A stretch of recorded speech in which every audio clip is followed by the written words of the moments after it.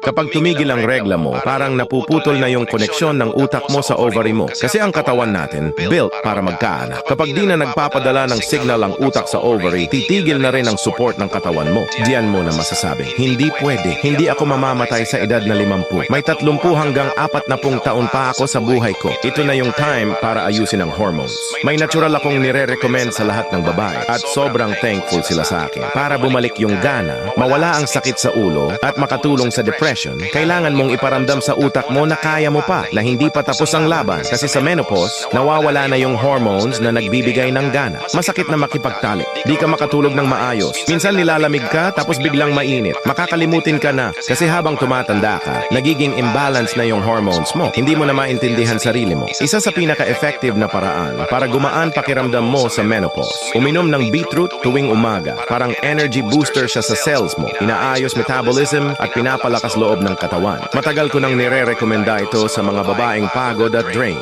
At after ilang linggo, grabe na agad ang pagbabago. Andyan lang sa yellow basket yung pure organic na beetroot na ginagamit ng madaming tao.